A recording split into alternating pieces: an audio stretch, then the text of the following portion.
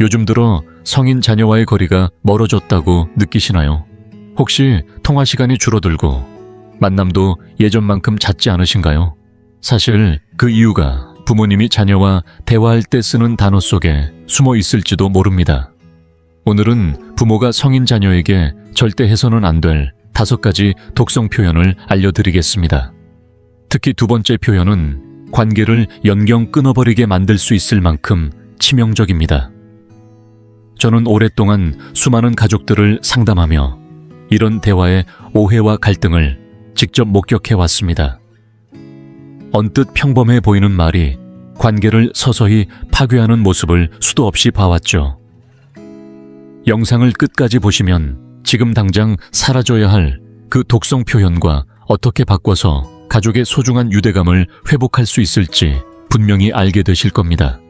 이제 72세 미망인 김정숙 씨에 대해 이야기해 드리겠습니다. 그녀는 서울에서 3명의 성인 자녀와의 관계가 왜 이렇게 서먹해졌는지 도무지 알 수 없었습니다.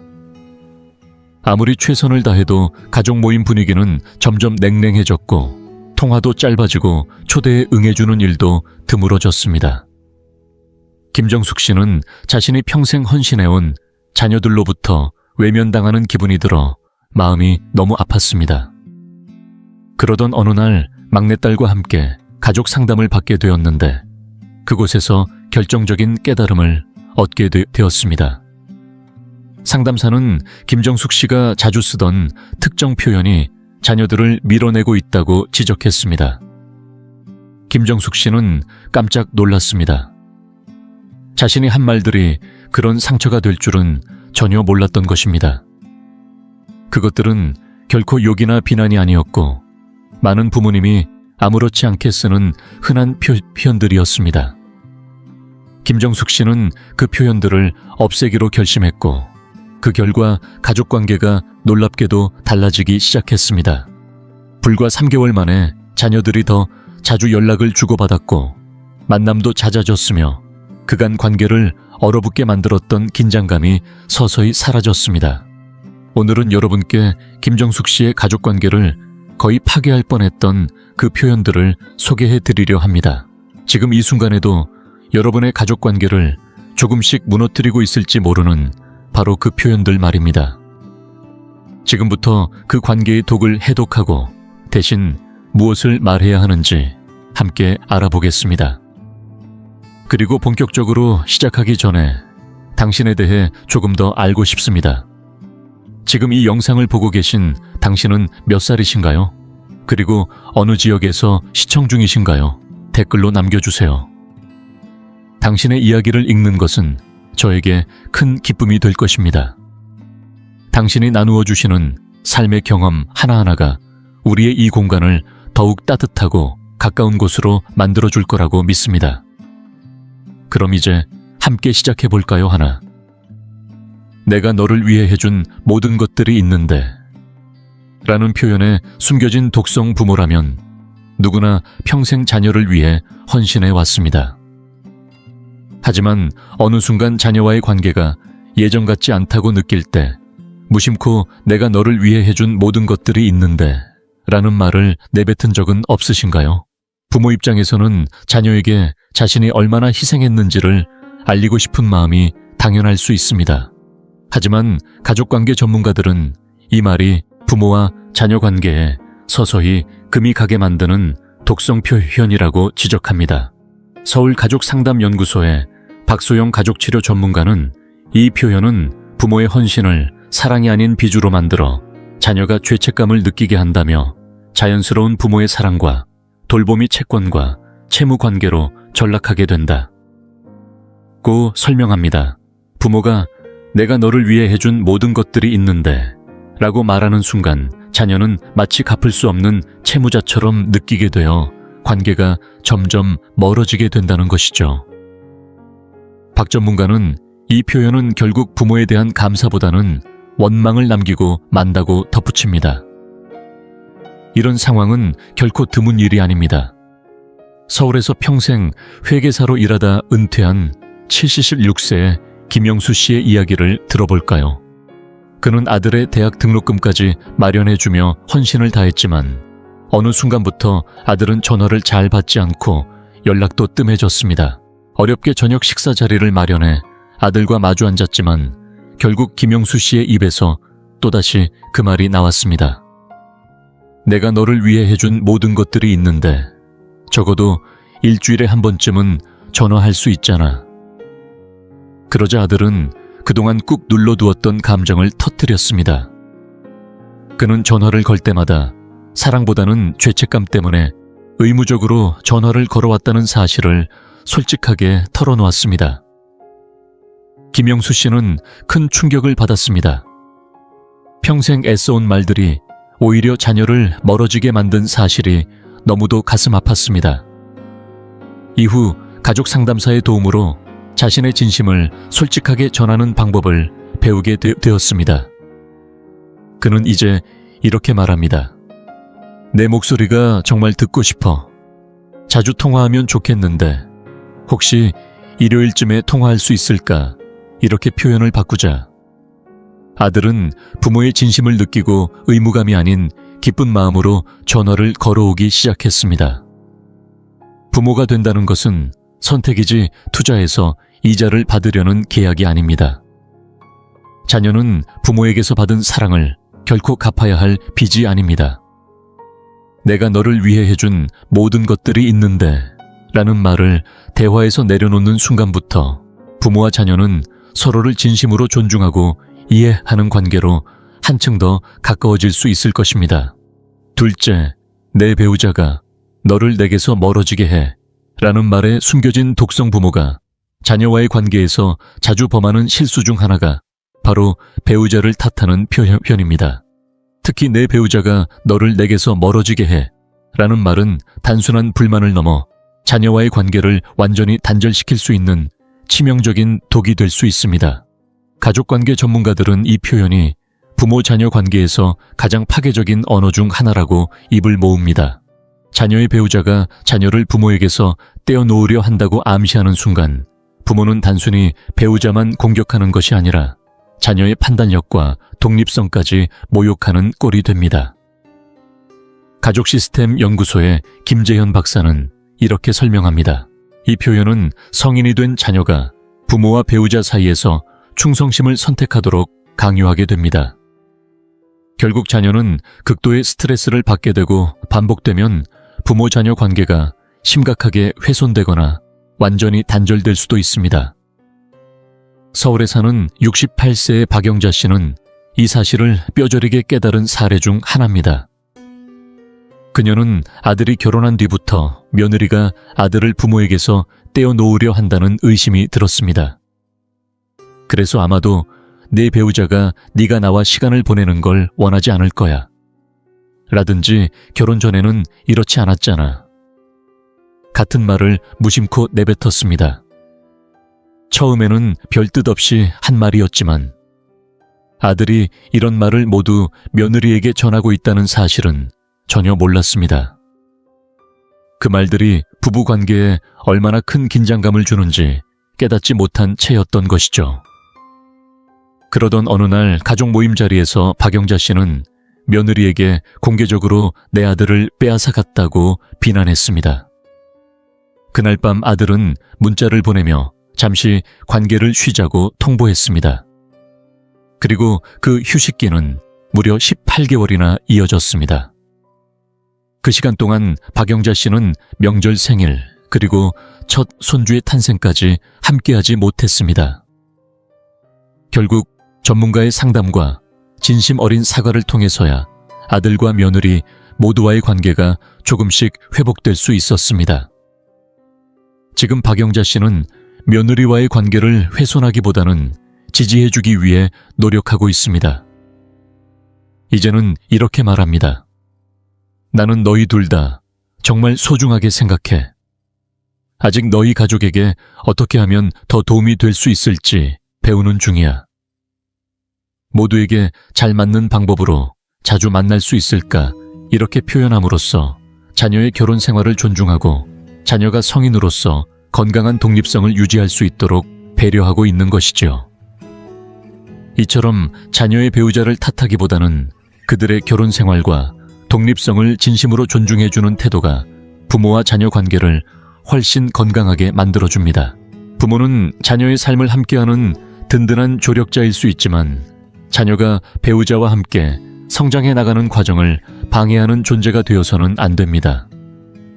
지금 이 영상을 계속 시청하고 계시고 저희가 나눈 이야기들이 정말 유익하다고 느껴지신다면 댓글에 숫자 2를 남겨주세요. 그 한 글자가 당신께서 여전히 저희와 함께하고 계시다는 따뜻한 신호가 되어 큰 힘이 됩니다. 아직 채널을 구독하지 않으셨다면 지금 구독 버튼을 누르시고 알림 설정도 함께 해주세요. 앞으로 올라올 소중한 영상들을 놓치지 않으실 수 있습니다. 당신의 응원은 저희에게 큰 힘이 됩니다. 당신 덕분에 저희는 정보를 전하고 마음을 나누며 조금이나마 희망의 빛을 전할 수 있는 영상을 계속 만들 수 있습니다. 앞으로도 저희와 함께 걸어가 주세요. 감사합니다.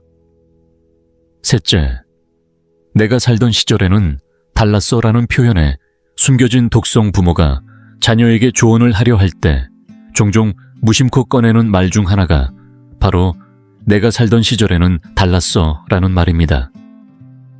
이 말은 겉으로 보기에는 단순히 옛 추억을 되새기려는 의도로 들리지만 사실 그 속에는 자녀의 방식을 평가절하하고 부모 세대가 더 옳았다는 뉘앙스가 숨어 있습니다. 소통 전문가들은 이 표현이 부모와 자녀 간의 경쟁 구도를 만들어내며 부모 세대의 방식이 더 낫다는 인상을 심어준다고 설명합니다. 부산대학교 세대갈등연구소의 정소희 교수는 이렇게 말합니다. 부모님이 자주 내가 살던 시절에는 이라는 말을 꺼낼 때 의도치 않게 자녀와 거리를 두게 됩니다. 이 표현은 부모를 동반자가 아니라 비판자로 보이게 만들고 특히 자녀가 육아 직장 생활, 라이프 스타일 등 민감한 부분에서 상처를 받기 쉽습니다. 74세의 이영수 씨 이야기를 들어볼까요? 그는 손녀를 돌봐주겠다고 딸에게 여러 번 조언을 건넸습니다. 하지만 딸이 그의 말에 방어적으로 반응하는 이유를 도무지 이해하지 못했습니다. 그는 습관적으로 이렇게 말하곤 했습니다. 내가 살던 시절에는 이런 복잡한 안전수칙 같은 건 없었어. 혹은 내가 살던 시절에는 아이들이 부모를 존중했어. 사실 그는 진심으로 도움을 주고 싶었지만 이런 방식의 말투는 딸에게 판단받고 있다는 느낌을 주었고 결국 딸은 그의 말을 귀 기울여 듣지 않게 되었습니다. 결국 딸이 용기를 내어 이런 표현들이 자신에게 상처가 된다고 이야기하자 이영수 씨는 뒤늦게야 자신이 얼마나 비판적으로 들렸는지를 깨달았습니다. 그 후 그는 접근 방식을 바꾸기로 결심했습니다. 예전처럼 자신의 방식을 주장하기보다는 요즘 육아 방식에 대해 물어보고 관심을 가지며 대화를 이어갔습니다. 그러자 딸도 조금씩 마음의 벽을 허물고 가끔은 그의 경험담을 참고하기도 했습니다. 이처럼 세대 차이를 강조하기보다는 이렇게 말해보세요. 나는 네가 이 문제를 어떻게 풀어가는지 정말 궁금해. 예전에 내가 했던 방식이 도움이 될 수도 있을 것 같은데 들어보고 싶니? 이렇게 말하면 자신의 경험을 강요하기보다 선택지로 제시할 수 있습니다. 부모의 목적은 자녀를 교정하는 것이 아니라 함께 연결되는 것입니다. 자녀의 결정을 존중해주면 자녀는 부모의 관점을 더 소중히 여기고 스스로 도움을 청하게 됩니다. 넷째, 넌 절대 전화 안 해 라는 말에 숨겨진 독성 부모라면 가끔 외롭고 서운한 마음에 넌 절대 전화 안 해 라는 말을 자녀에게 던진 적이 있을지도 모릅니다. 하지만 관계 전문가들은 이런 절대적인 표현이 자녀와의 관계를 조금씩 무너뜨리는 독이 될 수 있다고 강조합니다. 절대 혹은 항상이라는 단어는 사실을 왜곡하고 자녀가 방어적으로 만들며 결국 부모와의 소통 자체를 피하게 만듭니다. 가족 심리 전문가이자 가족관계의 치유노의 저자인 김민수 박사는 이렇게 설명합니다. 넌 절대 전화 안 해. 같은 절대화된 표현은 자녀에게 어떤 노력을 해도 부족하다는 느낌을 주고 부모와의 대화가 상처로 남게 합니다. 아무리 연락을 자주 했더라도 부모가 그것을 충분치 않다고 느끼면 자녀는 점점 부모에게서 멀어질 수밖에 없습니다. 서울에 사는 70세의 이정숙 씨는 이런 표현 때문에 딸과의 관계가 멀어진 대표적인 사례입니다. 이 씨는 딸에게 넌 절대 전화 안 해. 내가 얼마나 연락을 기다렸는지 아니라고 자주 불평했습니다. 하지만 실제로는 일주일에 2~3번씩 통화나 문자, SNS 메시지를 주고받고 있었죠. 그런데도 이정숙 씨는 항상 공허함을 느꼈고 그때마다 넌 절대 전화 안 해 라는 말을 내뱉곤 했습니다. 결국 딸은 매번 연락해도 부족하다는 엄마의 태도에 점점 대화를 피하게 되었고 전화가 오히려 부담스러운 일이 되어버렸습니다. 결정적인 계기는 친구의 조언이었습니다. 친구가 가족과 연락한 기록을 다이어리에 적어보라고 제안했고 이정숙 씨는 그제야 딸과 통화했던 날 받은 사진 메시지, 손주 소식을 적으며 실제로 일주일에 여러 번 연락이 오고 있었음을 깨달았습니다. 문제는 횟수가 아니라 자신의 인식과 기대치에 있었다는 사실이었죠. 그 후 이정숙 씨는 전문가의 도움으로 연결될 때마다 감사의 말을 전하기로 마음먹었습니다. 예를 들어 지난 화요일에 통화했을 때 정말 반가웠어 라거나 손주 사진 보내줘서 너무 고마워 같은 표현을 사용하며 관계의 빈틈을 탓하기보다는 연결의 순간을 소중히 여기기 시작했습니다. 이제 그녀는 이렇게 말합니다. 나는 우리 대화가 정말 소중해. 요즘 조금 외롭기도 해서 자주 연락하고 싶은데 혹시 내 일정에 맞춰 정기적으로 통화할 수 있을까? 이렇게 표현하면 자녀가 죄책감이나 의무감 대신 기꺼운 마음으로 부모와 대화하게 됩니다. 자녀들은 부모 외에도 직장 자녀, 양육 친구 관계 등 수많은 일로 하루하루를 살아갑니다. 그 현실을 이해하고 자녀의 노력을 인정하면 부모와 자녀 관계는 훨씬 건강하게 유지될 수 있습니다. 부족함을 탓하기보다는 자녀가 보내온 메시지와 통화의 순간들을 소중히 바라보고 감사해 보세요. 그것만으로도 관계는 훨씬 단단해질 수 있습니다. 5째, 내가 죽으면 후회할 거야 라는 말에 숨겨진 독성 부모라면 누구나 나이가 들어가며 자녀와의 관계에서 소외감을 느끼기도 하고 자신이 언젠가 떠날 수밖에 없다는 생각에 외로움이 깊어질 때가 있습니다. 이럴 때 무심코 내가 죽으면 후회할 거야 라는 말을 내뱉은 적이 있으신가요? 전문가들은 이 표현이 부모와 자녀 관계를 더욱 멀어지게 만드는 위험한 말이라고 경고합니다. 내가 죽으면 후회할 거야 라는 말은 부모의 죽음을 감정적 협박 도구로 사용하는 셈이 됩니다. 죄책감, 두려움, 그리고 의무감을 한꺼번에 자녀에게 씌워 관계를 점점 부담스럽게 만들죠. 서울대학교 노년심리상담센터의 박은정 박사는 이렇게 말합니다.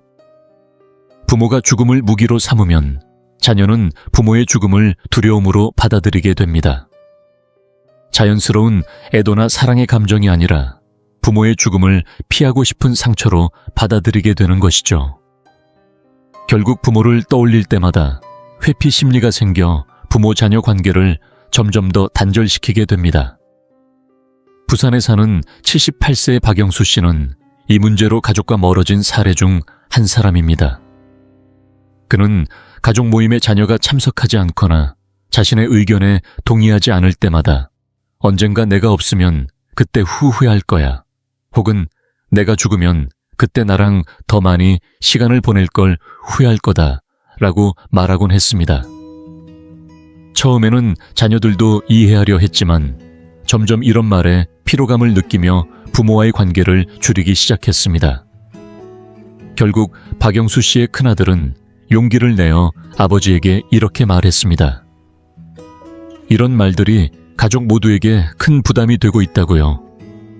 전문가의 도움을 받아 박영수 씨는 비로소 자신이 느끼던 소외감과 두려움을 자녀에게 어떻게 전달해야 할지 배우게 되었습니다. 그는 이렇게 말하기로 했습니다. 나는 이 가족과 함께하는 시간이 정말 소중해. 앞으로도 자주 모여서 좋은 추억을 더 많이 만들고 싶어. 이렇게 표현하자 자녀들은 아버지의 진심을 이해하고 부모를 찾아가는 횟수가 점점 늘어났습니다.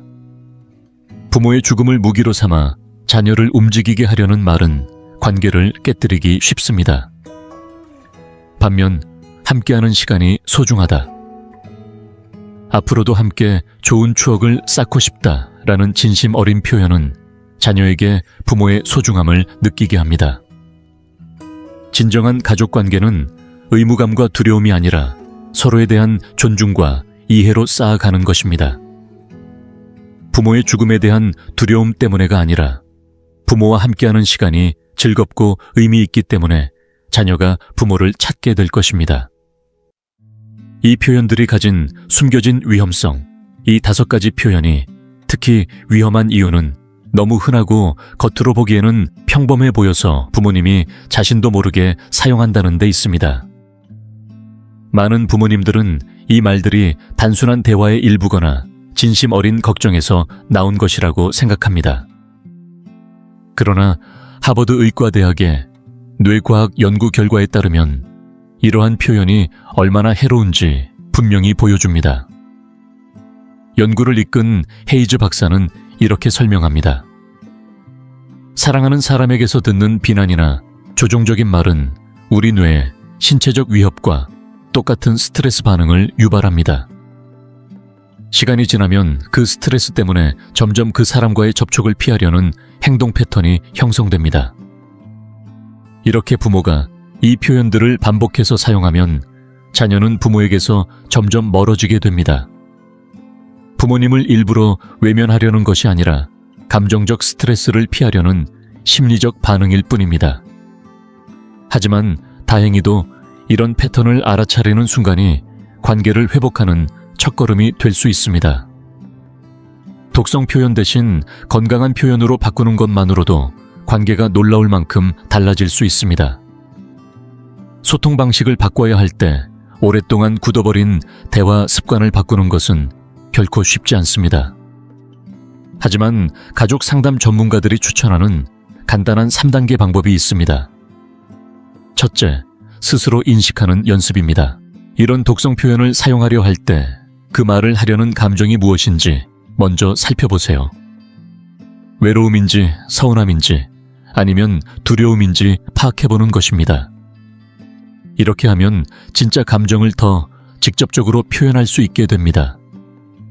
둘째 말을 꺼내기 전에 잠시 멈추는 것입니다. 내가 지금 이 말을 하고 싶은 이유가 뭘까? 라고 스스로에게 물어보고 그 자리에 조금 더 건강한 표현을 선택해보세요. 처음에는 어색하겠지만 연습하면 자연스러워집니다. 셋째, 비난이나 원망 대신 솔직한 감정과 바람을 직접 표현하는 것입니다. 예를 들어, 넌 절대 전화 안 해. 대신 요즘 좀 외로운데 내 목소리가 자주 듣고 싶어 라고 말해보세요. 똑같이 자녀와 연락하고 싶은 마음을 표현하면서도 자녀가 죄책감을 느끼지 않게 됩니다. 부산에 사는 75세의 강미순 씨도 이런 변화를 실천해본 한 사람입니다. 그녀는 세 자녀와의 관계가 점점 서먹해지는 게 느껴져서 상담사의 조언에 따라 대화 방식을 바꿔보기로 결심했습니다. 처음엔 자녀들이 반신반의했지만 그녀가 꾸준히 새로운 대화 방식을 시도하자 자녀들도 마음의 벽을 조금씩 허물었습니다. 6개월 후 딸이 엄마, 우리 주말에 여행 같이 갈래요? 라고 제안했을 때 강미순 씨는 감격스러웠다고 합니다. 아이들이 날 사랑하지 않았던 게 아니라 내 방식이 너무 무거웠던 거였구나 라고 그녀는 말했습니다. 앞으로 관계를 더 건강하게 만들기 위해 이제 어떤 표현들을 피해야 할지 알게 되셨으니 다음은 건강한 가족 관계를 만드는 소통 습관을 실천해보세요. 자녀가 보여주는 작은 노력에도 감사의 표현을 자주 해보세요. 바빠도 전화해줘서 고마워처럼 사소한 연결을 소중히 여기면 자녀가 더 기쁘게 연락할 수 있습니다. 또한 자녀의 경계와 독립성을 존중하세요. 부모로서 언제나 최우선으로 생각해 주길 바라기보다는 자녀의 삶과 우선순위를 이해하고 존중하는 태도가 필요합니다. 자녀의 관심사에 진심으로 관심을 갖되 매번 불만을 이야기하는 자리로 만들지 않도록 주의해보세요. 도움이 필요할 땐 판단 대신 따뜻한 지원을 해주세요. 자녀가 부모에게 기대고 싶을 때 부모가 힘이 되어줄 수 있다면 자녀는 부모의 존재를 더 든든하게 느낄 것입니다. 그리고 전통을 고집하기보다는 가족 모두의 상황에 맞게 새로운 전통을 함께 만들어가는 것도 좋습니다.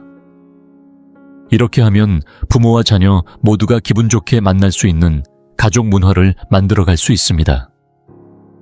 이제 여러분은 자녀와의 관계를 파괴하는 5가지 독성 표현과 그 대안을 알게 되셨습니다. 관계는 언제든지 바꿀 수 있고 새로운 관계로 거듭날 수 있습니다. 다만 노력과 용기가 필요합니다.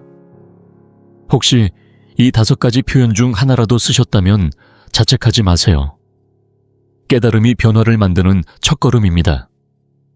오늘부터 딱 하나만이라도 없애보고 그 대신 건강한 표현으로 바꿔보세요. 자녀들은 곧 그 변화들을 느끼게 될 것입니다. 여러분은 혹시 이런 표현들을 자녀와의 대화에서 사용해 보신 적이 있으신가요? 오늘부터 작은 변화로 새로운 관계를 만들어 보세요. 이 영상이 유익하고 흥미로우셨다면 주저하지 마시고 좋아요를 눌러주시고 채널 100세 인생 이야기를 구독해 주세요. 또한 이 영상이 필요할 것 같은 분들에게 공유해 주시면 큰 힘이 됩니다. 여러분의 응원 덕분에 100세 인생 이야기는 앞으로도 의미 있는 콘텐츠를 통해 노후의 삶에 실질적인 정보와 가치를 전해드릴 수 있습니다. 함께해 주셔서 진심으로 감사합니다. 다음 영상에서 다시 뵐 수 있기를 기대하겠습니다.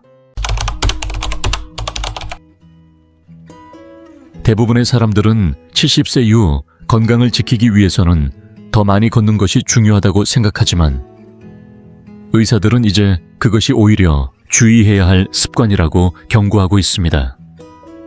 걷는 것은 분명 몸을 움직이는데 효과적인 활동이지만 만약 그것이 유일한 운동이라면 오히려 노화를 앞당기는 잘못된 선택이 될 수 있습니다.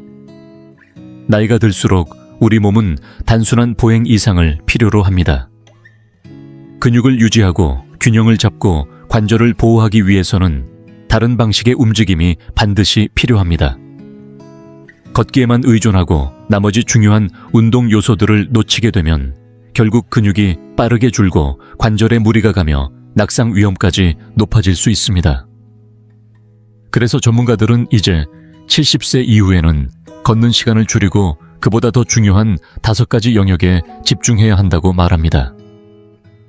이 5가지는 단순한 팁이 아니라 오랫동안 활력을 유지하며 독립적인 삶을 살아가는 데 있어 핵심이 되는 비결입니다. 이번 영상에서는 걷기 외에 어떤 요소들이 진짜 건강을 지키는 기반이 되는지를 구체적으로 나누어 설명드릴 예정입니다. 이 간단한 변화들이 당신의 움직임을 더 자유롭게 만들고 뼈 건강을 지키며 삶의 시간을 더욱 길게 연장시켜 줄 수 있습니다. 끝까지 함께 해주세요. 마지막에 소개할 내용은 거의 아무도 말하지 않지만 장수와 깊은 관련이 있는 중요한 주제입니다. 그리고 본격적으로 시작하기 전에 당신에 대해 조금 더 알고 싶습니다. 지금 이 영상을 보고 계신 당신은 몇 살이신가요? 그리고 어느 지역에서 시청 중이신가요? 댓글로 남겨주세요. 당신의 이야기를 읽는 것은 저에게 큰 기쁨이 될 것입니다. 당신이 나누어 주시는 삶의 경험 하나하나가 우리의 이 공간을 더욱 따뜻하고 가까운 곳으로 만들어줄 거라고 믿습니다. 그럼 이제 함께 시작해볼까요? 하나. 근력 유지, 독립적인 삶을 위한 첫걸음 걷기는 몸을 움직이는 데 있어 훌륭한 방법입니다. 하지만 만약 걷기만이 유일한 운동이라면 오히려 몸의 노화를 앞당기는 결과를 초래할 수 있다는 사실 알고 계셨나요? 나이가 들수록 우리 몸은 단순한 활동 이상을 요구합니다. 근육을 유지하고 균형을 지키며 관절을 보호하려면 걷기만으로는 충분하지 않습니다. 특히 근육량의 감소, 즉 근감소증은 70세 이후 삶의 질을 좌우하는 큰 변수 중 하나입니다. 문제는 걷기만으로는 근육을 충분히 자극하지 못한다는 점입니다.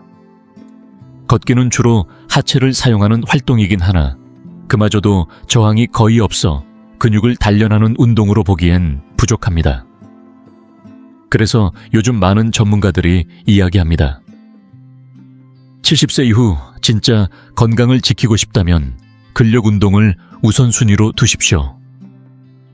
근력 운동은 단순히 몸을 단단하게 만드는 것 이상의 의미를 갖습니다. 균형을 향상시키고 낙상을 줄이며 일상생활에서의 독립성을 유지하게 해줍니다. 예를 들어 무거운 장바구니를 별 어려움 없이 들 수 있다면 혹은 손을 쓰지 않고 의자에서 자연스럽게 일어날 수 있다면 아직은 근육이 제 역할을 하고 있다는 신호입니다. 반대로 예전엔 쉽게 했던 동작이 요즘 들어 점점 힘들어졌다면 그건 근육이 서서히 약해지고 있다는 조용한 경고일지도 모릅니다. 서울에 사는 74세의 이정수 씨도 그런 경험을 했습니다. 정수 씨는 매일 공원을 걸으며 나는 건강하다고 믿었습니다. 그런데 어느 날 예전보다 가벼웠던 상자를 들어 올리는데도 팔에 힘이 빠지고 허리에 무리가 오기 시작했습니다. 소파에서 일어날 때도 무릎에 힘이 빠져 잠시 멈칫하는 자신을 보며 처음엔 나이 탓이겠지 하고 넘겼습니다. 하지만 진료를 받은 의사는 말했습니다. 근육은 저절로 사라지는 게 아니라 쓰지 않으면 훨씬 더 빨리 줄어듭니다. 그날 이후 정수 씨는 운동 방식을 바꾸었습니다. 처음엔 가벼운 저항 밴드를 이용해 팔을 움직이고 벽에 손을 대고 스쿼트를 시작했습니다. 작은 아령을 이용한 움직임도 더해갔죠. 몇 주가 지나자 눈에 띄는 변화가 찾아왔습니다. 몸이 가벼워지고 계단을 오를 때도 중심이 흔들리지 않았습니다. 무엇보다 하루를 버티는 에너지가 다시 살아나는 느낌을 받았다고 합니다. 여기서 중요한 점은 근력 운동이 헬스장에서 무거운 중량을 드는 것만을 의미하지 않는다는 겁니다.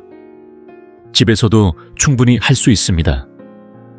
저항 밴드를 사용한 팔운동 주방 싱크대를 짚고 하는 푸시업 물병이나 김치통을 들고 하는 들어올리기 동작만으로도 근육은 반응합니다.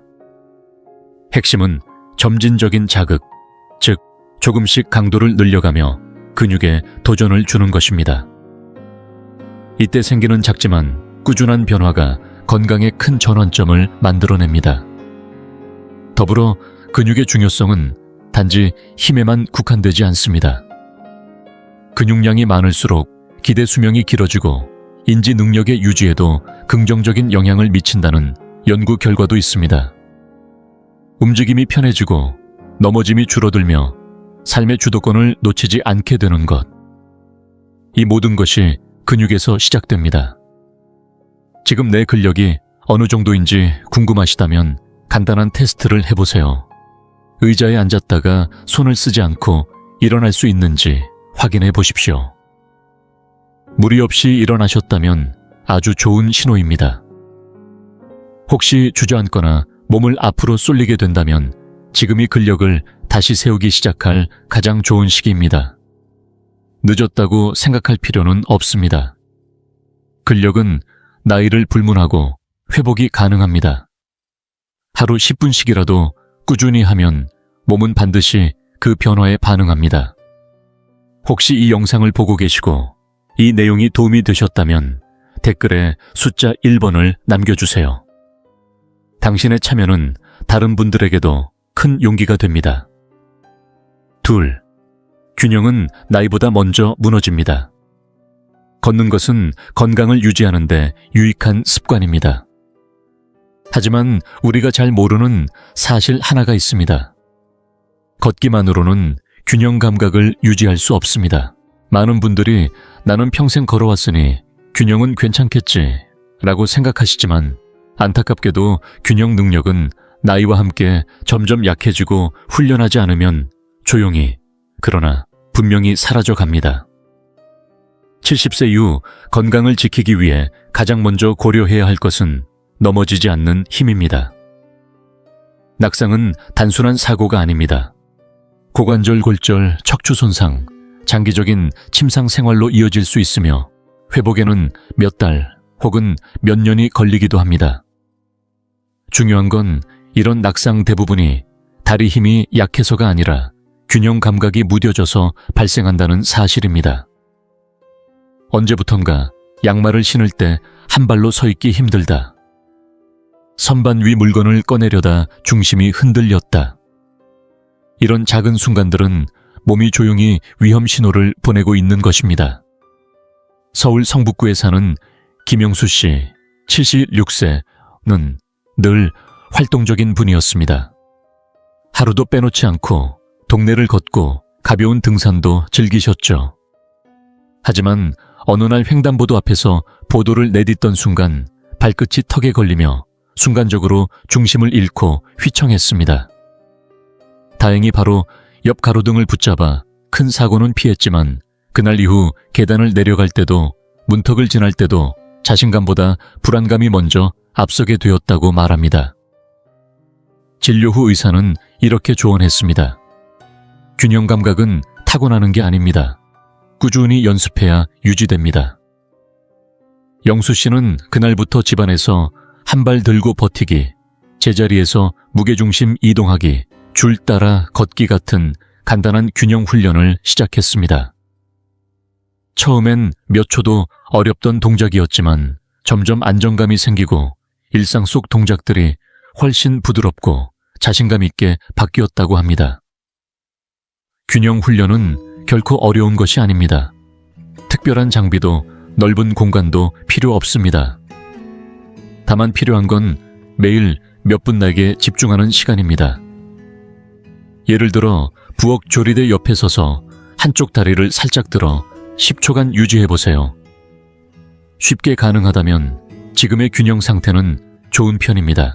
하지만 다리가 떨리거나 주변을 붙잡아야 버틸 수 있다면 그건 몸이 보내는 분명한 신호입니다. 이제 균형을 다시 훈련할 때가 되었습니다. 균형 능력이 좋아지면 단순히 넘어지지 않는 것에서 그치지 않습니다. 자세가 바르게 유지되고 움직임 하나하나에 안정감이 생기며 작은 충격에도 몸이 즉각적으로 반응할 수 있는 회복 탄력성이 생깁니다. 이는 단지 몸의 문제만이 아니라 움직일 수 있다는 자신감과 심리적 안정감으로도 이어집니다. 혹시 최근 들어 걷다가 휘청거리거나 작은 발걸음에도 움찔했던 기억이 있으신가요? 그렇다면 지금이 바로 균형을 위한 시간을 시작할 때입니다.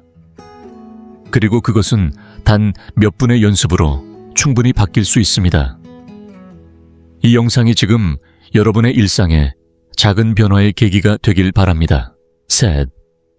굳어가는 몸 줄어드는 자유, 걷기는 다리에 움직임을 주고 혈액순환을 도와주는 좋은 습관입니다. 그러나 우리가 종종 간과하는 사실이 있습니다. 걷는 것만으로는 몸의 유연성과 관절의 가동성을 유지하기 어렵다는 점입니다. 70세 이후 움직임이 점점 둔해지고 관절이 굳어지는 건 자연스러운 현상이긴 하지만 그 속도와 정도는 어떻게 쓰느냐에 따라 크게 달라질 수 있습니다. 언제부턴가 고개를 좌우로 돌릴 때, 목이 뻣뻣하거나 양말을 신을 때 허리를 충분히 숙이기 힘들어진 경험 있으신가요? 이러한 작은 불편함은 대개 나이가 들어서 그렇겠지 라고 생각하며 넘기기 쉽지만 실은 몸이 더 이상 예전처럼 움직이지 못한다고 조용히 말해주는 신호입니다. 문제는 이 변화를 자각할 때쯤이면 이미 가동 범위가 줄어들고 그만큼 생활의 자유도도 함께 줄어든다는 점입니다. 앉았다가 일어나는 동작문을 열거나 높은 곳에 손을 뻗는 움직임. 이 모두는 유연성과 가동성이 뒷받침되어야 가능한 일입니다. 경기도 용인에 사는 박현수 씨 78세는 매일 아침 한강 둔치를 걷는 것이 일상이었습니다. 운동도 꾸준히 하는 편이었고 본인도 건강하다고 생각했죠. 하지만 어느 날 아침에 일어나 침대에서 일어나려는데 몸이 유난히 무겁고 뻣뻣한 느낌이 들었습니다. 물건을 집으려 허리를 숙일 때는 무릎을 더 깊이 굽히게 되었고 상체를 트는 것도 예전보다 어색해졌습니다. 처음엔 그냥 피곤해서 그런가 했지만 진료를 받은 의사는 이렇게 말했습니다. 이건 단순한 노화가 아닙니다. 관절을 충분히 쓰지 않고 반복된 패턴만 유지하면 점점 움직일 수 있는 범위가 줄어듭니다. 이후 현수 씨는 루틴을 바꿨습니다. 가벼운 스트레칭으로 하루를 시작하고 목 돌리기, 어깨 회전, 무릎 당기기, 발목 돌리기 같은 관절과 근육을 넓은 범위로 천천히 움직이는 동작들을 하루에 10분씩 실천하기 시작했습니다. 불과 몇 주 만에 몸이 더 부드러워졌고 기지개를 켜거나 재채기를 할 때도 전보다 편안한 느낌을 받게 되었다고 합니다.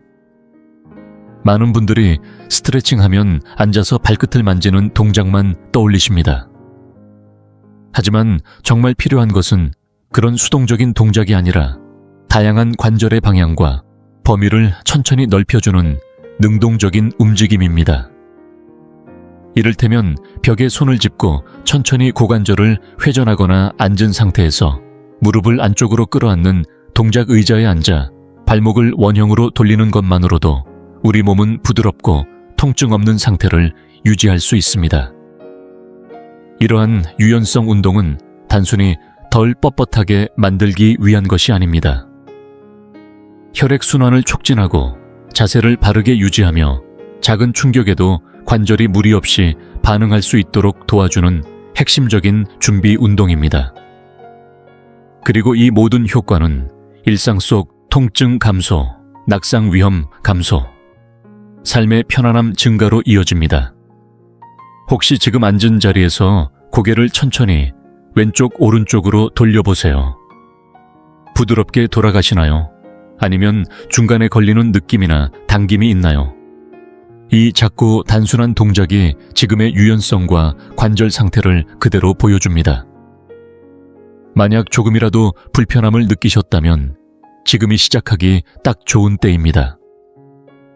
걷기는 기본적인 건강을 지켜주는 수단일 수 있지만 몸을 부드럽게 유지하고 자유롭게 움직이게 만드는 힘은 유연성에서 나옵니다.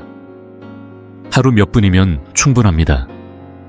그 작은 실천이 나이 들어도 불편 없이 움직이는 미래를 만들어줍니다. 이 영상을 계속 보고 계신다면 댓글에 숫자 3번을 남겨주세요. 당신의 선택이 또 다른 누군가의 움직임이 될 수 있습니다. 넷. 몸의 중심이 무너지면 일상도 기울어집니다. 걷기만으로는 부족한 게 또 하나 있습니다. 바로 몸의 중심을 지탱해주는 코어 근육과 바른 자세 유지입니다.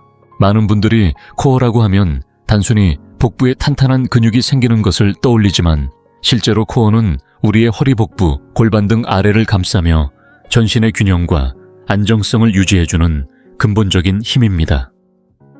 나이가 들수록 이 코어 근육의 역할은 점점 더 중요해집니다. 하지만 대부분은 이를 늦게 깨닫게 됩니다. 허리가 아프기 시작하거나 등을 자꾸 구부정하게 세우게 되면서야 내가 예전 같지 않구나 하는 걸 실감하곤 하죠.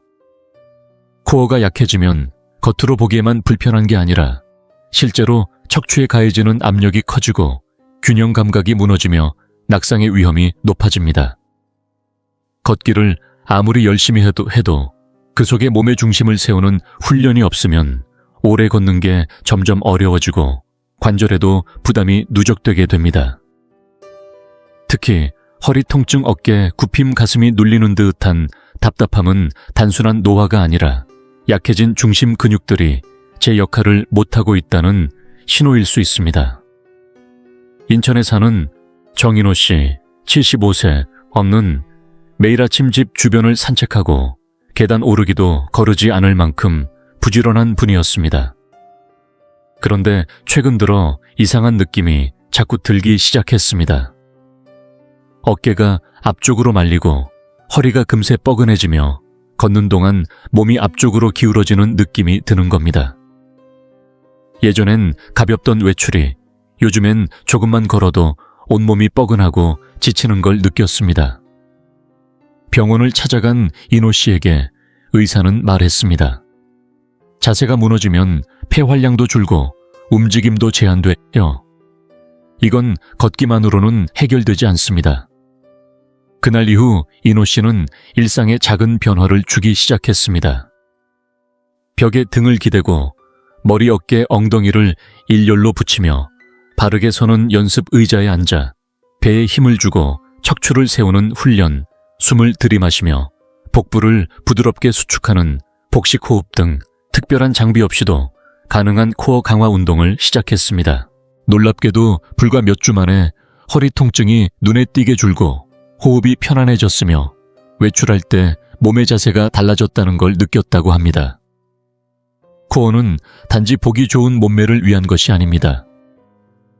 신체의 균형, 내장기관의 위치, 안정, 바른 자세, 그리고 낙상 예방까지 모든 움직임의 기반이 되는 힘입니다. 집 안에서도 손쉽게 할 수 있는 코어 운동은 다양합니다. 벽에 등을 붙이고 선 채 복부에 힘을 주어 자세를 유지하는 동작 의자에 앉아 허리를 곧게 세우고 배를 안쪽으로 조이는 호흡 훈련, 천천히 몸통을 좌우로 돌리는 가벼운 회전 운동 등이 있습니다. 이런 작은 움직임이 쌓여 중심이 단단해지고 자세가 바로 서며 움직임 하나하나가 훨씬 수월해지는 변화를 만듭니다. 테스트 해보고 싶으신가요? 지금 서 있는 상태에서 벽에 등을 붙여보세요. 머리, 어깨, 엉덩이가 모두 자연스럽게 벽에 닿는지 확인해 보십시오. 만약 몸을 억지로 세우지 않으면, 닿지 않거나 허리가 심하게 뜬다면 당신의 코어와 자세가 지금 도움을 필요로 하고 있다는 신호입니다. 몸이 보내는 이런 신호를 무심코 지나치지 마세요. 코어 근육은 근력 균형, 호흡, 소화, 심지어 걸음걸이의 품격까지 영향을 미칩니다. 자세는 단순한 외형이 아니라 몸의 피로를 줄이고 자신감을 회복하게 만드는 생활 습관의 시작점입니다. 걸을 수 있는 힘도 중요하지만 그 걸음을 자신 있게 바르게 무리 없이 내딛는 것이야말로 노년기의 품이 있는 건강입니다. 작은 실천 하나가 오늘부터 몸의 중심을 다시 바로 세우는 출발점이 될 수 있습니다. 5. 무릎이 들려주는 이야기. 관절이 원하지 않는 걸음 걷기는 단순하면서도 가장 쉽게 실천할 수 있는 운동입니다. 그래서 많은 분들이 걷기를 노년의 건강 습관으로 선택합니다. 그러나 조용히 들여다보면 걷기만으로는 해결되지 않는 문제들이 분명히 존재합니다. 그중 하나가 바로 관절의 부담입니다. 나이가 들수록 우리 몸의 관절은 점점 약해집니다. 연골이 닳고 관절 사이를 보호해주던 윤활액이 줄어들며 충격을 흡수하는 능력도 떨어지기 시작하죠. 이때 걷기만을 반복하게 되면 같은 부위에 지속적으로 충격이 누적되며 무릎, 고관절, 발목, 심지어 허리까지 통증이 이어질 수 있습니다. 많은 분들이 관절 통증은 나이 드니 당연한 거지라고 말합니다. 하지만 실제로는 충격을 흡수하지 못하는 방식의 반복된 움직임이 관절을 조용히 망가뜨리고 있다는 사실을 인지하지 못하는 경우가 많습니다. 부산에 사는 윤미자 씨 77세는 매일 오전 아파트 단지를 1시간씩 걸으며 건강을 유지하고 있다고 생각했습니다. 그런데 최근 들어 무릎이 자주 뻣뻣하고 긴 걷기 후엔 허리와 엉덩이 주변까지 묵직한 통증이 찾아왔습니다. 병원을 찾은 미자 씨에게 의사는 이렇게 말했습니다. 걷는 건 좋은 운동이지만 반복된 충격은 관절에 무리를 줄 수 있습니다. 이제는 충격을 덜 주는 운동으로 바꿔야 할 때입니다. 이후 미자 씨는 운동 방식을 조금 바꾸었습니다. 매일 걷기 대신 일주일에 3번은 수중 운동을 하고 실내에서 고정식 자전거를 천천히 타거나 의자에 앉아 관절을 부드럽게 풀어주는 스트레칭을 시작한 것이죠. 몇 주 지나지 않아 놀라운 변화를 느꼈습니다. 걷기 후에 묵직한 통증이 사라졌고 무릎이 예전보다 자연스럽게 움직이며 계단 오르내리기도 한결 편해졌습니다. 무릎 고관절 발목처럼 체중이 실리는 관절은 나이가 들수록 더욱 민감해지고 반복된 충격에 점점 약해집니다. 그래서 전문가들은 70세 이후엔 걷기만을 고집하기보다 관절을 보호하고 부담을 줄여주는 저충격 운동을 병행할 것을 권합니다. 예를 들어 수영이나 아쿠아로빅은 물의 부력 덕분에 몸에 가해지는 중력을 줄여주어 관절에 부담 없이 유산소 운동이 가능합니다. 자전거 타기나 실내 사이클도 관절에 무리가 적고 하체 근육을 고르게 사용하는 장점이 있습니다. 또한 태극권이나 간단한 체어, 요가처럼 천천히 부드럽게 움직이는 운동은 관절의 가동성을 지켜주면서도 통증을 유발하지 않기 때문에 나이 들어도 지속 가능한 운동이 될 수 있습니다. 지금 잠시 의자에 앉았다가 손을 쓰지 않고 천천히 일어나 보세요. 무릎이나 엉덩이에 묵직한 느낌이 있거나 걸을 때 관절이 뚝뚝 소리를 낸다면 그건 몸이 보내는 조용한 요청일 수 있습니다. 조금만 더 부드러운 움직임으로 나를 보호해 주세요. 관절을 보호한다는 건 단지 통증을 피하겠다는 의미가 아닙니다. 몸이 편해야 움직임이 자유로워지고 움직임이 편해야 삶이 단단해집니다. 걷기를 완전히 포기할 필요는 없습니다. 다만 하루하루 반복되는 움직임 속에서 내 관절은 어떻게 느끼고 있는지를 세심하게 살펴보는 것. 그것이야말로 진짜 건강을 지키는 첫걸음입니다. 혹시 이 영상을 끝까지 보고 계신다면 댓글에 숫자 5번을 남겨주세요. 당신의 작은 반응 하나가 지금 이 순간에도 관절 통증으로 망설이는 누군가에게 따뜻한 힌트가 될 수 있습니다. 이제 영상의 마지막에 도달했습니다. 오늘 함께 나눈 5가지 이야기를 천천히 되짚어보며 지금 이 순간 당신의 몸과 마음에 가장 필요한 것이 무엇인지 생각해 보셨으면 합니다. 혹시 그동안 건강을 위해 걷기만 해왔다면 이 5가지가 단순한 대안이 아닌 진짜로 필요한 것들임을 느끼셨을지도 모릅니다. 이제는 단순히 걸음수를 늘리는 데서 그치지 않고 근육을 지키고 균형을 세우며 유연성을 되찾고 몸의 중심을 다시 세우고 관절을 보호하는 방향으로 나아가야 할 때입니다. 나이가 든다는 건 단순히 속도가 느려진다는 의미가 아닙니다. 때론 멈춰서 돌아보는 용기이고 지금부터라도 몸을 더 아끼고 다르게 쓰겠다는 선택일 수 있습니다. 그동안 간과해온 작은 움직임들, 소홀히 했던 몸의 신호들을 다시 돌아보며 스스로의 삶을 다시 설계할 수 있는 힘은 여전히 우리 안에 있습니다. 몸은 어제보다 오늘이 더 약해질 수도 있지만 의식적인 선택과 실천으로 그 흐름을 바꾸는 건 지금도 가능합니다. 여러분은 이 5가지 중 어떤 부분에서 변화가 가장 필요하다고 느끼셨나요? 걷는 건 충분하지만 점점 허벅지에 힘이 빠지는 걸 느끼고 계신가요? 아니면 요즘 들어 균형을 잃는 순간이 자주 찾아오진 않았나요? 몸이 부쩍 뻣뻣해졌다거나 자세가 무너지고 있는 건 아닌지, 오랜 시간 걷고 나면 관절의 묵직한 통증이 따라오지는 않는지요? 그 변화는 작고 천천히 다가오지만 그것을 인식하고 대처하는 자세는 분명 우리의 삶의 방향을 바꿔줄 수 있습니다.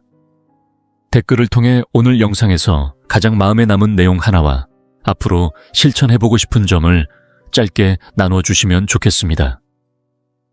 당신의 경험과 생각이 다른 분들에게도 도움이 될 수 있으니까요. 우리의 삶은 서로의 이야기 속에서 배우고 자랍니다. 그리고 그런 연결은 나이와 상관없이 우리 모두에게 깊은 울림을 남깁니다. 이 영상이 유익했다면 좋아요와 구독을 통해 응원해 주세요. 그런 작은 행동이 더 많은 분들과 이 이야기를 나눌 수 있는 힘이 됩니다. 함께 건강한 노년을 만들어가고 싶습니다. 오늘 함께 해주셔서 감사합니다. 다음 영상에서 다시 뵙겠습니다. 이 영상이 유익하고 흥미로우셨다면 주저하지 마시고 좋아요를 눌러주시고 채널 100세 인생 이야기를 구독해주세요. 또한 이 영상이 필요할 것 같은 분들에게 공유해주시면 큰 힘이 됩니다. 여러분의 응원 덕분에 100세 인생 이야기는 앞으로도 의미 있는 콘텐츠를 통해 노후의 삶에 실질적인 정보와 가치를 전해드릴 수 있습니다. 함께해 주셔서 진심으로 감사합니다. 다음 영상에서 다시 뵐 수 있기를 기대하겠습니다. 배우자를 잃는다는 것은 인생에서 겪을 수 있는 가장 고통스러운 경험 중 하나입니다. 단순히 슬픔의 무게뿐만 아니라 갑자기 쏟아지는 수많은 결정이 한꺼번에 어깨 위로 내려앉기 때문입니다. 이런 시기에는 고통이나 외로움 혹은 주변의 압박 때문에 선택을 쉽게 해버리기 마련이지만 어떤 결정들은 불필요한 후회나 재정적인 어려움, 심리적인 부담으로 이어져 오히려 치유를 더 어렵게 만들 수 있습니다. 진실은 상실의 슬픔은 지극히 개인적인 것이지만 이런 상황에서 예 라고 답하기 전에 반드시 2번 생각해야 할 것들이 있다는 점입니다. 이번 영상에서는 배우자를 잃은 뒤 많은 이들이 무심코 저질렀다가 나중에야 준비가 되지 않았음을 깨닫게 되는 결코 가볍지 않은 실수 5가지를 소개합니다. 이 함정들은 이미 충분히 힘든 시간을 더 복잡하게 만들 수 있지만 미리 알아둔다면 감정적, 재정적, 그리고 신체적 안녕을 지키는데 큰 도움이 될 수 있습니다. 끝까지 함께 시청해 주세요. 이 영상이 단순히 실수를 피하는 방법을 알려주는 데 그치지 않고 인생의 2장을 명확한 품위, 그리고 여러분이 마땅히 받아야 할 지지와 함께 헤쳐나갈 수 있도록 도와줄 것입니다. 그리고 본격적으로 시작하기 전에 당신에 대해 조금 더 알고 싶습니다. 지금 이 영상을 보고 계신 당신은 몇 살이신가요? 그리고 어느 지역에서 시청 중이신가요? 댓글로 남겨주세요. 당신의 이야기를 읽는 것은 저에게 큰 기쁨이 될 것입니다. 당신이 나누어 주시는 삶의 경험 하나하나가 우리의 이 공간을 더욱 따뜻하고 가까운 곳으로 만들어줄 거라고 믿습니다. 그럼 이제 함께 시작해 볼까요? 첫 번째, 실수 배우자를 잃은 후 재정적인 결정을 너무 빨리 내리는 것. 배우자를 잃은 뒤 가장 흔히 저지르는 실수 중 하나는 재정적인 결정을 서두르는 것입니다. 갑작스러운 상실로 인해 통장 보험 투자, 심지어는 집을 팔거나 유지할지에 대한 문제까지 단숨에 떠안게 되면서 빨리 움직여야 안정을 되찾을 수 있을 거라는 착각에 빠지기 쉽습니다. 하지만 현실은 다릅니다. 슬픔에 잠긴 상태에서는 판단력이 흐려져 감정에 휩쓸린 선택을 하기 마련이고 이로 인해 나중에 돌이킬 수 없는 후회가 찾아올 수 있습니다. 순간에는 분명 논리적으로 보였던 결정도 시간이 지나면 최선이 아니었음을 깨닫게 되는 경우가 많습니다. 대전에서 74세의 박영희 씨는 남편을 잃은 직후 많은 이들로부터 집을 줄여야 한다는 조언을 받았습니다. 관리도 쉽고 지출도 줄어들며 새로운 출발을 할 수 있다는 말이 혹처럼 달라붙었지요. 결국 40년 넘게 살아온 정든 집을 팔고 낯선 동네에 작은 아파트로 이사했지만 시간이 지나면서 결정이 너무 성급했음을 깨달았습니다. 익숙한 동네와 이웃 집안에 스며든 따뜻한 기억이 그리워질 때마다 마음 한켠이 허전해졌습니다. 그때 그녀는 조금만 더 기다렸더라면 어땠을까 하는 아쉬움이 남았다고 말합니다. 재정적인 문제는 단순히 집만의 문제가 아닙니다. 사랑하는 사람을 잃은 뒤에는 잘 모르는 투자 제한이나 높은 수익을 보장한다는 유혹이 쏟아지기 마련입니다. 혹은 주변의 친척이나 지인들이 선의로 건네는 조언들이 오히려 판단을 흐리게 만들 수도 있습니다. 누군가가 서류에 서명을 재촉하거나 큰돈을 바로 인출하라고 압박하거나 투자하라는 권유를 한다면 반드시 한 걸음 물러서서 신중히 살펴봐야 합니다. 재정적인 결정은 조급함 속에서 이루어진 것이 아니라 신중함 속에서 이루어져야 합니다. 또 자녀나 손주 지인 혹은 단체에 재산을 급히 나눠주거나 기부를 결심하는 경우도 적지 않습니다. 물론 사랑하는 사람들에게 도움을 주고 싶은 마음은 충분히 이해됩니다. 그러나 당장의 감정에 휘둘려 큰 돈을 내어주면 시간이 흐른 뒤에는 그 결정이 오히려 자신의 삶을 불안정하게 만들 수 있습니다. 눈앞의 호의가 나중에는 짐이 될 수도 있음을 기억해야 합니다. 큰 재정 결정을 내리기 전에는 반드시 믿을 수 있는 전문가와 상의해 장기적인 시각으로 계획을 세우는 것이 중요합니다. 배우자를 잃은 첫 해는 흔히 안정화의 시기라고 불립니다. 전문가들은 첫 해에는 재정적 리스크를 최소화하고 충격이 어느 정도 가라앉을 때까지 기다렸다가 결정을 내리는 것이 좋다고 조언합니다. 이 기간은 현실적인 충격이 완화되고 앞으로의 삶에 대해 보다 명확한 시야를 가질 수 있게 도와줍니다. 배우자를 잃는다는 것은 그 자체로도 이미 인생에서 가장 힘든 전환점입니다. 이때 재정적으로까지 추가적인 스트레스를 겪게 되면 회복이 더디고 고통은 배가 될 수 있습니다. 조급함에 휩쓸리지 말고 믿을 수 있는 전문가와 상의하며 무엇보다도 시간을 두고 신중하게 결정하는 것이야말로 가장 지혜로운 선택입니다. 기억하세요. 가장 좋은 결정은 슬픔이 아닌 명확함에서 비롯된다는 사실을 말입니다. 두 번째, 실수 친구와 가족으로부터 자신을 고립시키는 것. 배우자를 잃은 후 많은 이들이 자연스럽게 혼자만의 시간을 갖고 싶어 합니다. 상실의 고통은 너무나도 개인적이고 그 아픔을 마주하기 위해서는 혼자만의 공간이 필요하다고 느끼는 것이 당연합니다. 그러나 이러한 홀로서기가 너무 길어지면 오히려 치유가 더디게 되고 마음의 상처가 깊어질 수 있다는 사실을 많은 사람들이 간과합니다.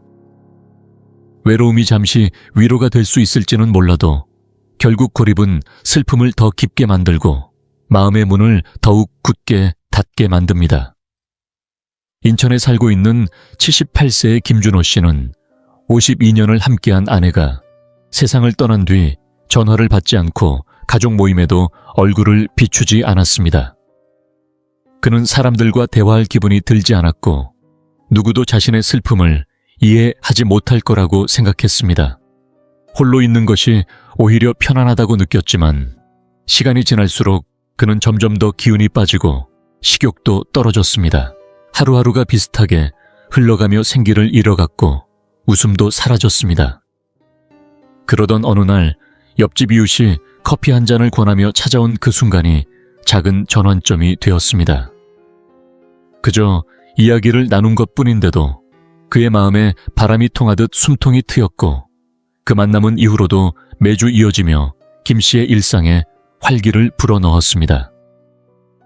상실의 아픔이 완전히 사라진 것은 아니었지만 혼자가 아니라는 사실만으로도 그는 조금씩 다시 살아갈 용기를 얻었습니다. 중요한 것은 억지로 대규모 모임에 나서라는 것이 아닙니다.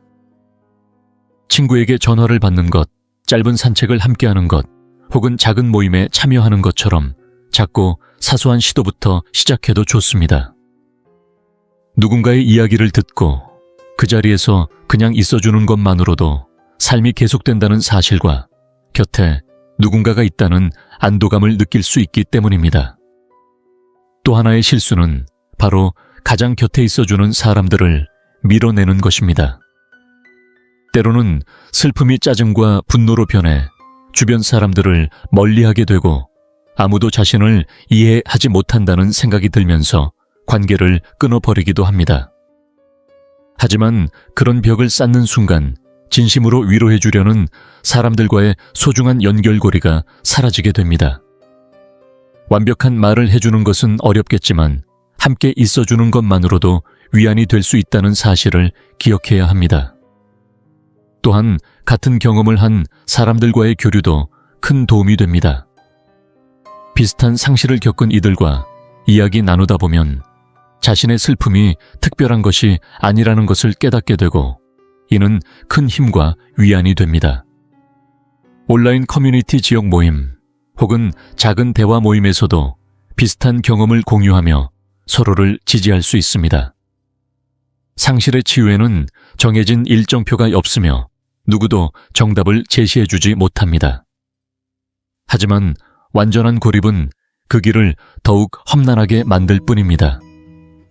나만의 속도로 한 발짝씩이라도 사람들과 연결되어 있으면 그 속에서 예상치 못한 웃음과 따뜻함을 발견하게 될 것입니다. 사랑하는 사람을 잃은 슬픔은 혼자 감당할 필요가 없습니다. 당신을 걱정하고 도와주려는 사람들이 분명히 곁에 있습니다. 그 손을 꼭 잡고 함께 한 걸음씩 나아가길 바랍니다. 지금 이 영상을 계속 시청하고 계시고 저희가 나눈 이야기들이 정말 유익하다고 느껴지신다면 댓글에 숫자 2을 남겨주세요. 그 한 글자가 당신께서 여전히 저희와 함께하고 계시다는 따뜻한 신호가 되어 큰 힘이 됩니다. 아직 채널을 구독하지 않으셨다면 지금 구독 버튼을 누르시고 알림 설정도 함께 해주세요. 앞으로 올라올 소중한 영상들을 놓치지 않으실 수 있습니다. 당신의 응원은 저희에게 큰 힘이 됩니다.